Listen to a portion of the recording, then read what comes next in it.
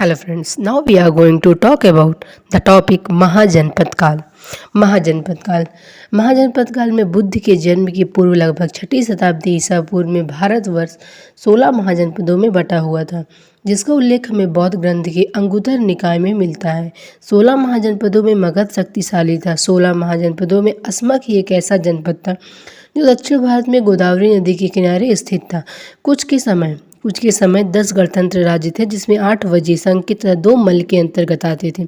समकालीन 10 गणतंत्र राज्यों में कपिलवस्तु के शाक्य, सुमसुमार गिरी के मग, अलकप्प के वुली, पावा के मल्ल, पिप्पीलीवन के मौर्य, वैशाली के लिच्छवी गणराज्य था। बुद्धकालीन 4 शक्तियाँ राजतंत्र कौशल, मगध, वत्स एवं अवंती था। गंधार एवं कम्बोज के क्षत्रियों को वार्ताश्रोप जीवनी कहा जाता है। 16 महाजनपद थे जिनकी राजधानियाँ कुछ थीं।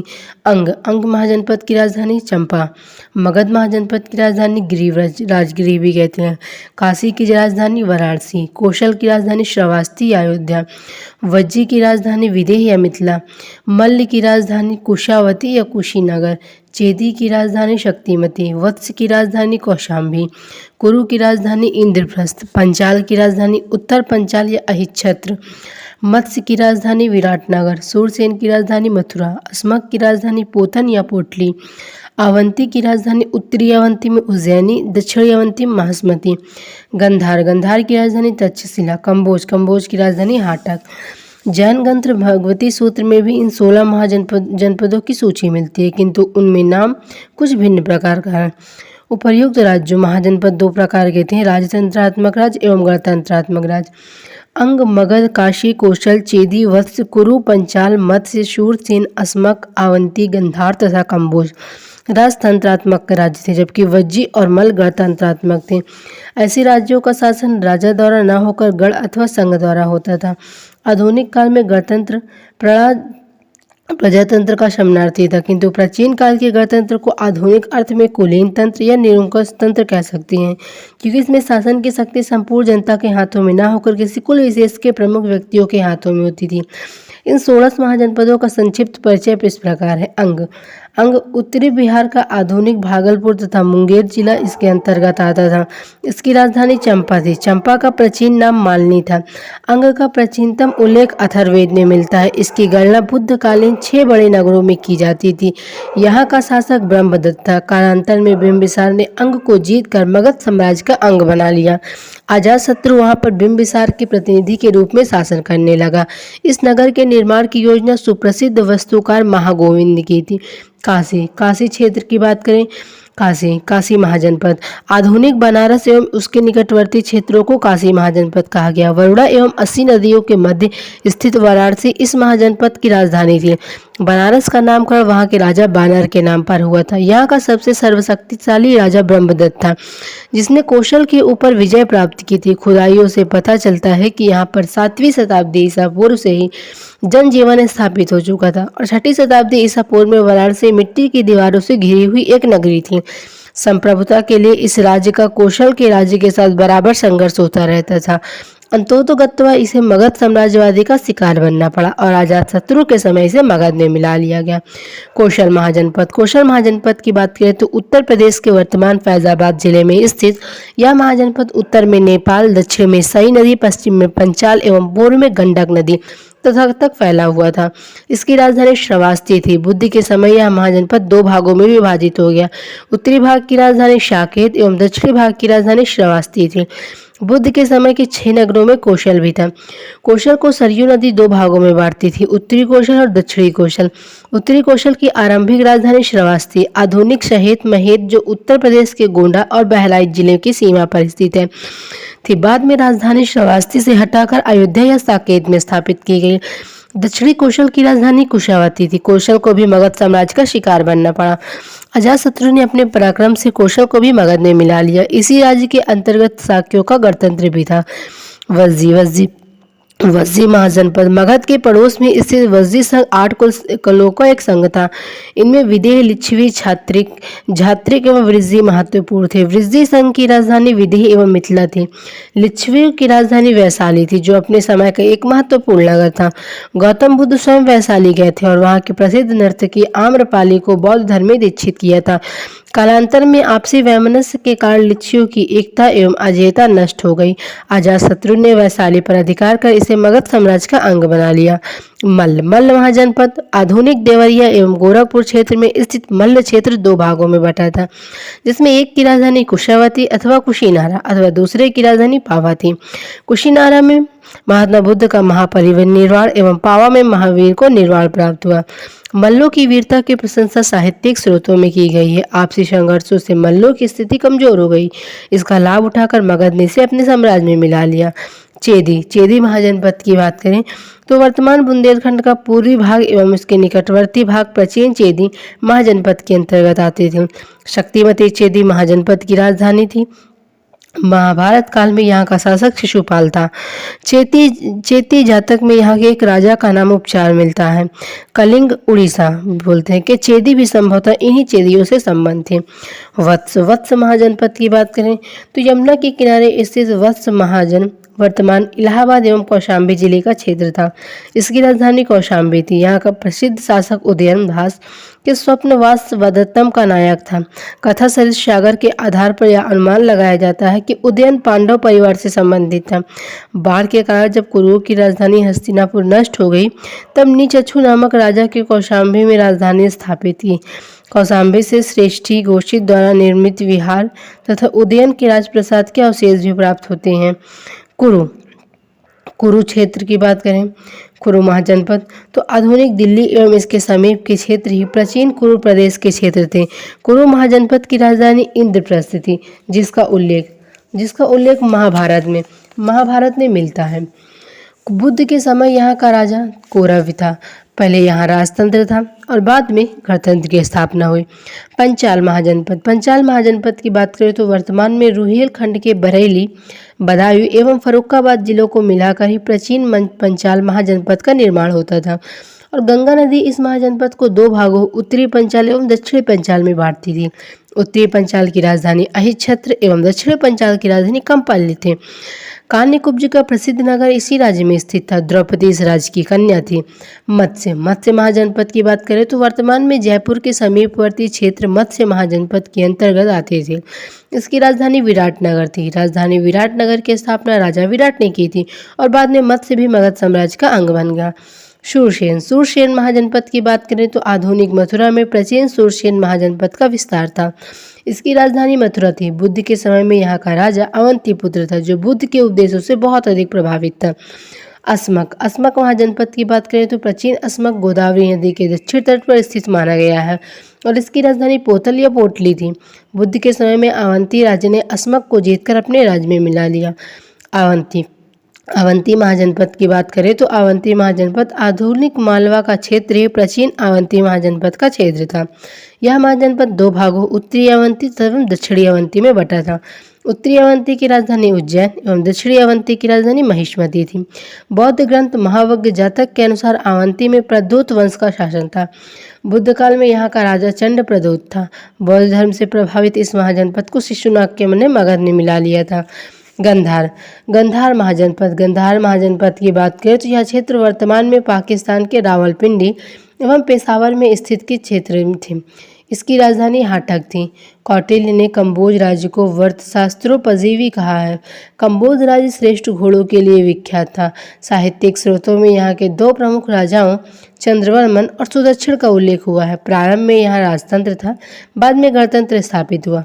बौद्ध साहित्य में उल्लेखित 16 महाजनपदों में मगध, वत्स, कौशल एवं अवंती सर्वाधिक शक्तिशाली थे।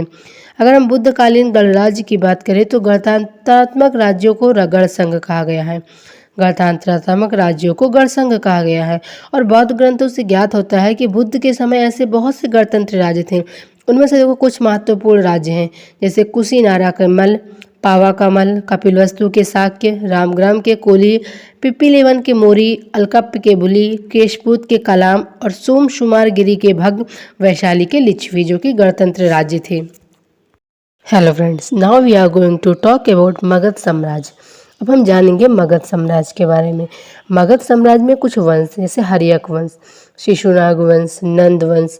तो सबसे पहले हर्यक वंश का जो शासनकाल था 544 ईसा पूर्व से 412 ईसा पूर्व तक। इस वंश का सबसे अधिक प्रतापी राजा बिंबिसार 544 ईसा पूर्व से 493 ईसा पूर्व था, जिसने गिरिव्रज को अपनी राजधानी बनाया। बिंबिसार का उपनाम श्रेणिक था। हर्यक वंश कुल के लोग नागवंश की एक उपशाखा थे।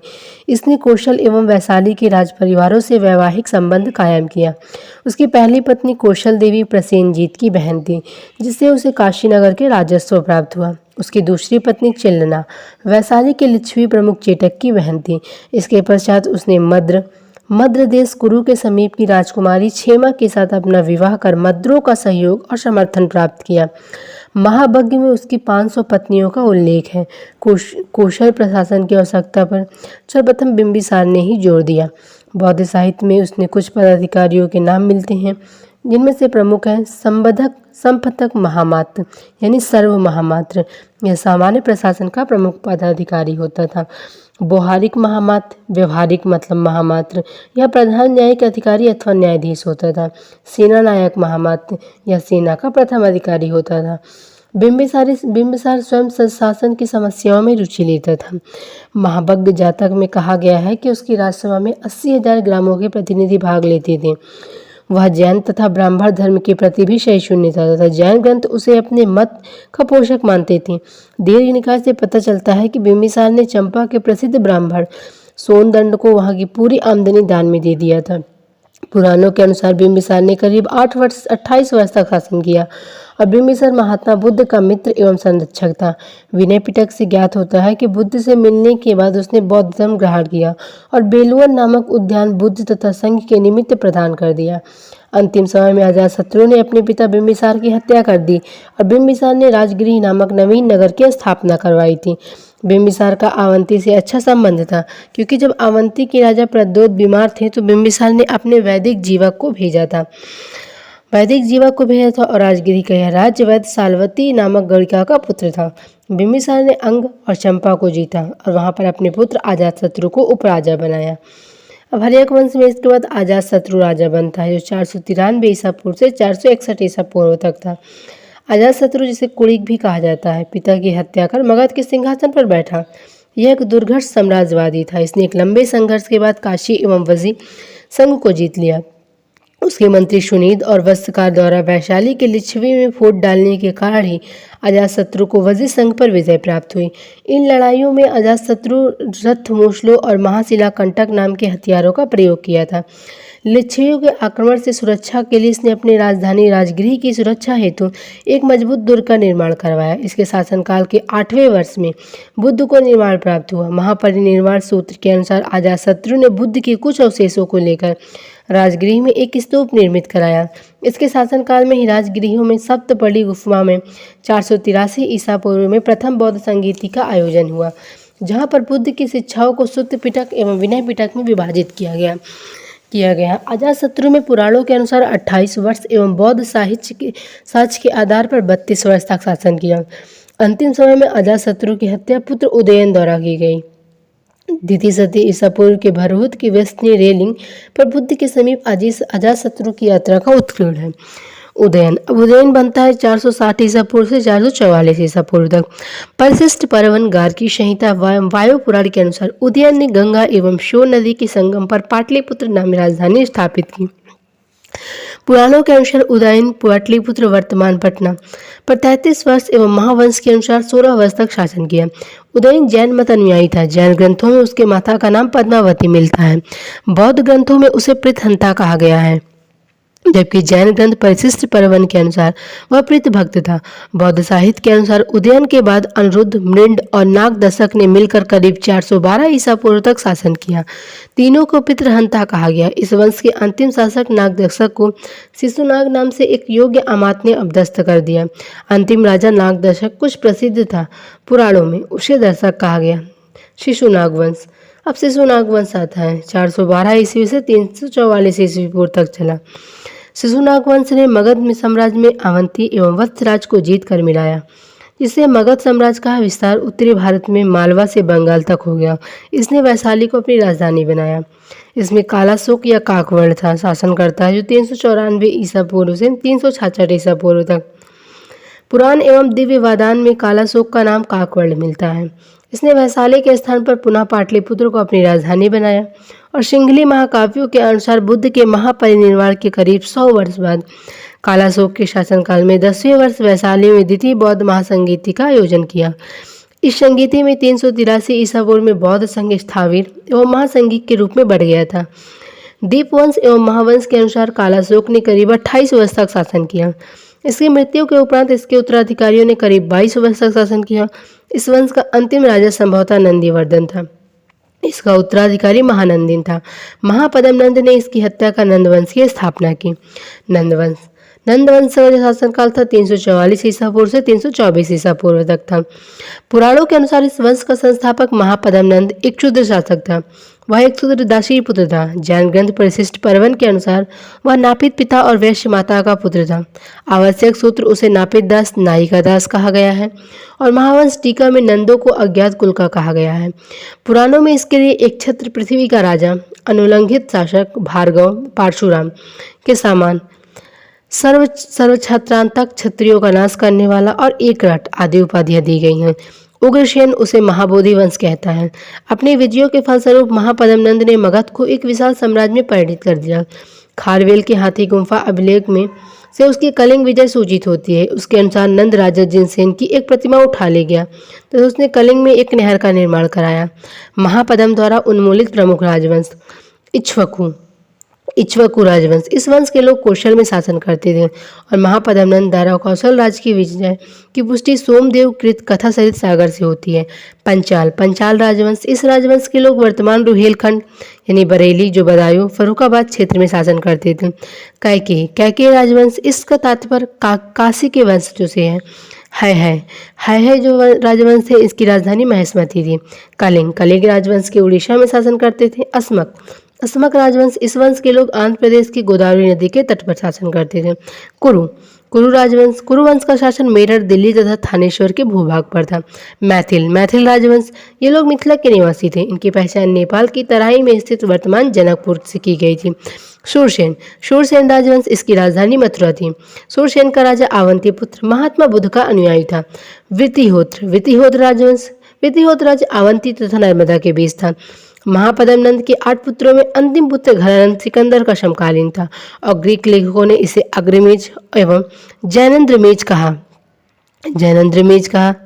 है। इसके शासनकाल में सिकंदर ने करीब 325 ईसा पूर्व में पश्चिम तटों पर आक्रमण किया और घनानंद का विनाश चंद्रगुप्त मौर्य ने किया। Friends, now we are going to talk about प्राचीन भारत पर विदेशी आक्रमण। प्राचीन भारत पर विदेशी आक्रमण के बारे में ब्रीफ करेंगे। पारसिक व ईरानी आक्रमण। भारत पर प्रथम विदेशी आक्रमण ईरान के हक्कामनी वंश के राजाओं ने किया। इस वंश के संस्थापक कुरुश लगभग 558 से 530 ईसा पूर्व की सेना भारत के समीप तक पहुंच गई थी।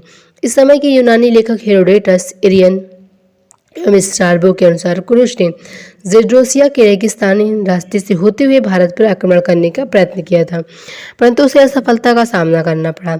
नियाकर्ष एवं मेगास्थनीज के अनुसार साइरस ने कभी भी भारत का आक्रमण नहीं किया। प्लिनी एवं ज़ेनोफोन के मतानुसार साइरस ने भारतीय क्षेत्रों को अधिकृत किया।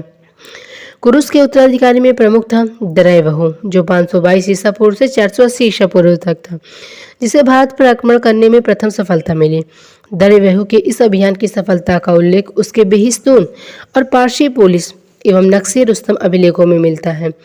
अभिलेख साक्ष्यों से दारा प्रथम के समय भारत पर पारसिक आधिपत्य का अधिक पुष्ट प्रमाण प्राप्त होता है, जबकि साइरस के भारतीय प्रदेशों के आधिपत्य के संदर्भ में विद्वानों के मत परस्पर विरोधी हैं।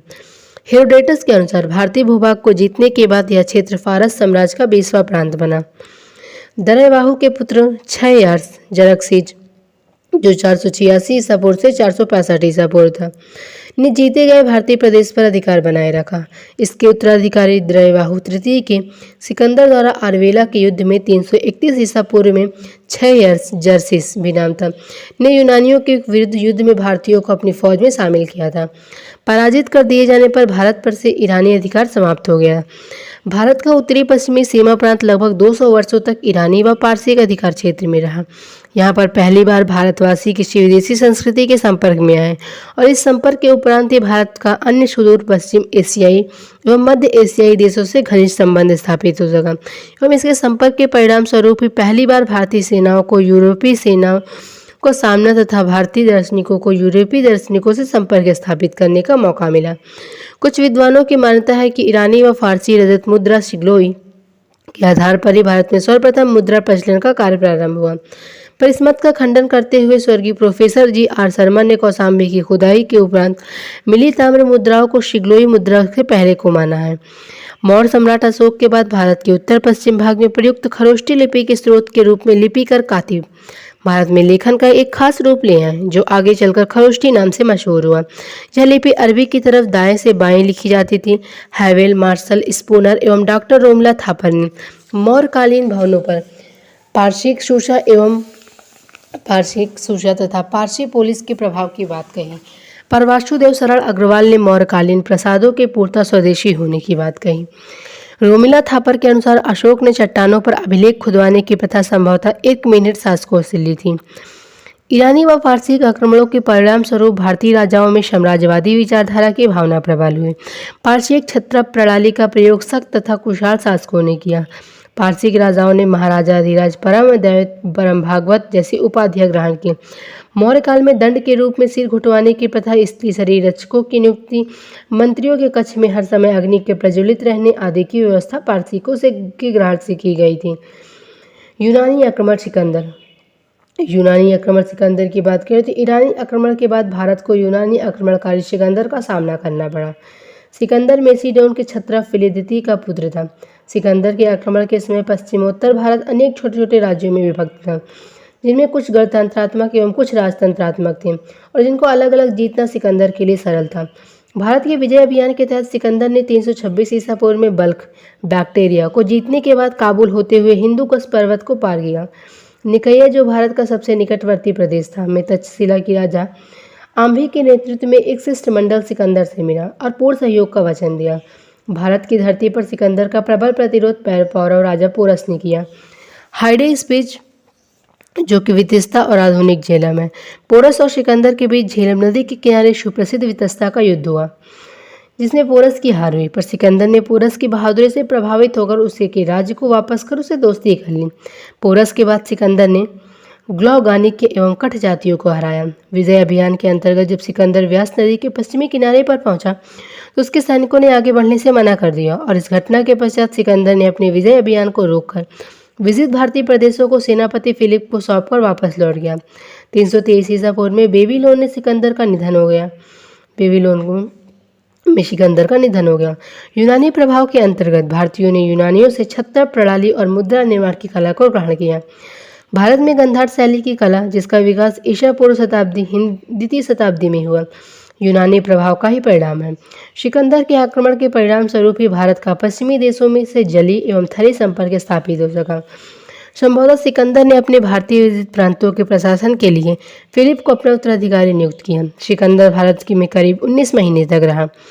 यूनानी आक्रमण का भारतीय राजनीति पर पड़ने वाला प्रभाव कुछ इस प्रकार था। सिकंदर के आक्रमण के परिणाम स्वरूप भारत के पश्चिमोत्तर प्रांत में एकता के लक्षण दिखे। जो छोटे बड़े राज्य सिकंदर के आक्रमण के समय आपस में संघर्षरत थे, उनमें अब एक सूत्र में बंधने के लक्षण दिखे। फलस्वरूप भारत में एकीकरण की प्रक्रिया को बल मिला। सिकंदर के आक्रमण के उपरांत ही भारत में साम्राज्यवादी प्रक्रिया का विकास हुआ, जिसका ज्वलंत उदाहरण मौर्य साम्राज्य था। सांस्कृतिक प्रभाव के अंतर्गत आक्रमण के कारण ही पूर्व पश्चिम के बीच सदियों खड़ी दीवार ढह सकी और उन्हें एक दूसरे के नजदीक आने का अवसर मिला। सिकंदर के आक्रमण के फलस्वरूप पश्चिमोत्तर भारत में अनेक यूनानी उपनिवेश जैसे निकैया, बाउफेला, सिकंदरिया, शोगडियाना, सिकंदरिया स्थापित हुए, जिनसे भारत और यूनान एक दूसरे के घनिष्ठ संपर्क में आए। सिकंदर के भारतीय अभियान के बाद ही भारत तथा पश्चिम के देशों के मध्य 4 स्थल एवं 4 जलमार्गों का पता चला, जिनका कालांतर में व्यापार पर अनुकूल असर पड़ा। यूनानियों की मुद्रा निर्माण कला का प्रभाव भारतीय मुद्रा निर्माण कला पर पड़ा, जिसके परिणाम स्वरूप भारतीय भी आकर्षक लेखायुक्त मुद्रा ढालने लगे। भारत में यूनानी मुद्राओं की नकल पर उलूक शैली के सिक्के ढाले गए। कुषाण शासक कनिष्क के काल में विकसित गंधार कला यूनानी प्रभाव का ही परिणाम था। परिणाम है। भारत के पश्चिमोत्तर भागों में यूनानी भाषा के प्रचलित होने का प्रमाण अशोक की यूनानी भाषा के लेखों से मिलता है। सिकंदर के आक्रमण की तिथि ईसा पूर्व 326 ने प्राचीन भारत के तिथि क्रम की अनेक गुत्थियों को सुलझा दिया। इस तिथि ने भारत के क्रमागत इतिहास लेखन में बहुत मदद किया।